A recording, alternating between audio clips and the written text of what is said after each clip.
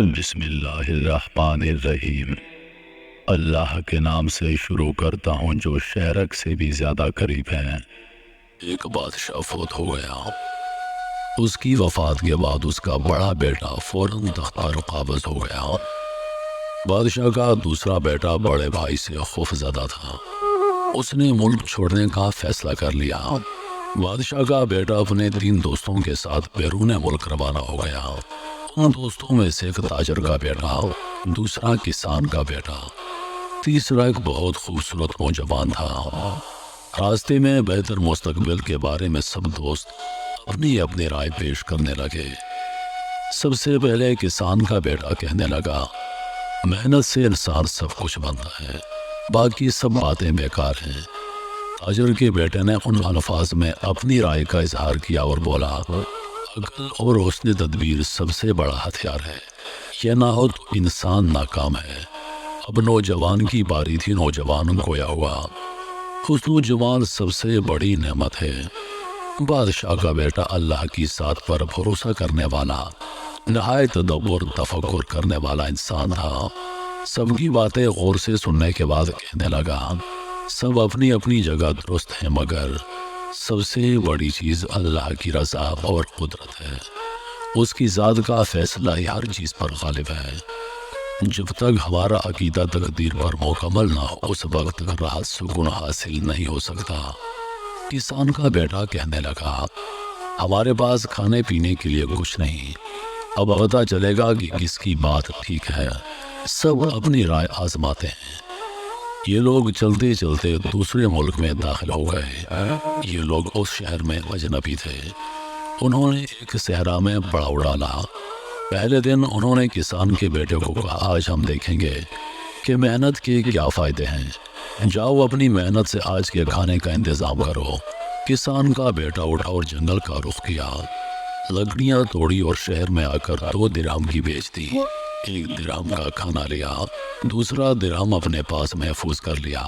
ساتھیوں کے پاس آ کر انہیں بھی کھلایا، سب نے اس کو شاباش دی۔ اگلے دن تاجر کے بیٹے کا نمبر تھا کہ وہ عقل اور حسن تدبیر کا مظاہرہ کرے۔ وہ اٹھا اور ساحل سمندر پر آیا۔ سمندر میں سامان سے لدی کشتی ساحل کی طرف آ رہی تھی۔ تاجر کا بیٹا کشتی میں بیٹھ گیا، دوسرے راستے سے چپکے سے لدی کشتی کے مالک کے پاس پہنچا، اس سے سامان کا بھاؤ تاؤ کیا۔ ادھار بار سارا سامان 100 درہم میں خرید لیا۔ جب کشتی ساحل پر پہنچی تو مقامی تاجر انتظار میں تھے۔ تاجر کا بیٹا ان کے پاس آیا، سارا سامان 1100 درہم کے عوض بیچ دیا اور 100 درہم سامان کے مالک کو دیے اور باقی جیب میں ڈالے۔ دوستوں کے لیے بہترین کھانا لیا، ان کو خوب سیر کروائی۔ سب نے اس کے حسن تدبیر کی تعریف کی۔ اگلے دن خوبصورت نوجوان کا نمبر تھا، جس کا کہنا تھا انسان خوبصورتی کے بل بوتے پر کامیابی حاصل کرتا ہے۔ دوستوں نے کہا، آج ہم دیکھیں گے کہ آپ کا حسن ہم کو کیسے کھانا کھلائے گا۔ وہ اٹھا اور شہر کی طرف روانہ ہو گیا۔ ایک گھر کے باہر درخت کے نیچے بیٹھ گیا۔ اوپر سے ایک خاتون نے اسے کھڑکی سے جھانکا کہ ایک خوبصورت نوجوان پریشان بیٹھا ہے اور سوچ رہا ہے۔ اس نے بلا کر وجہ پوچھی، کھانا کھلایا، مسافر ہے۔ پریشانی کی وجہ پوچھی تو اس نے دوستوں کا قصہ سنا دیا۔ خاتون نے نوجوان کو کچھ رقم تھما دی۔ وہ نوجوان سب کے لیے کھانا لے آیا۔ سب نے اس کو بھی سراہا۔ بادشاہ کے بیٹے کی باری تھی۔ سب سوچنے لگے کہ کسان کے بیٹے نے بھی محنت کی اور تاجر نے بھی کیا، نوجوان نے بھی کچھ کر ہی لیا، مگر اب بادشاہ کا بیٹا جو کہتا ہے کہ اللہ کا فیصلہ رضا اور تقدیر ہر چیز پر غالب ہے، یہ کیا کر کے دکھائے گا۔ اب شہزادہ اللہ کا نام لیتا ہوا شہر میں داخل ہو گیا اور راستے کے کنارے جا بیٹھا۔ وہاں سے اسی ملک کے بادشاہ کا جنازہ لے جایا جا رہا تھا۔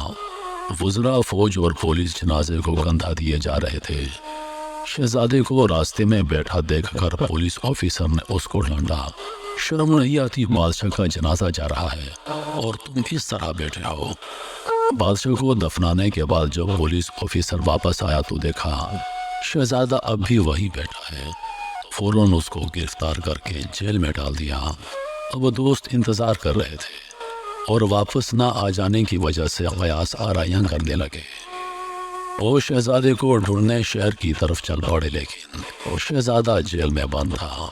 ادھر کابینہ کے وزراء مشیر جمع تھے کہ نئے بادشاہ کے انتخاب کے لیے غور و فکر کر رہے تھے کہ نیا بادشاہ بادشاہوں کے خاندان سے منتخب کیا جائے، عام آدمی منتخب نہ کیا جائے، مگر بادشاہ کا کوئی وارث نہیں تھا۔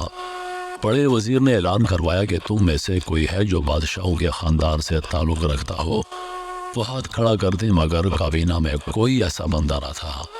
مگر پولیس آفیسر کہنے لگا، ایک بندہ ہے جس کو میں جانتا ہوں اور وہ میرے پاس جیل میں قید ہے، وہ شہزادہ معلوم ہوتا ہے۔ اس کو حاضر کرنے کا حکم ہوا۔ شہزادے کو کابینہ کے سامنے لایا گیا اور پوچھا، آپ کون ہو اور یہاں کس غرض سے آئے ہو؟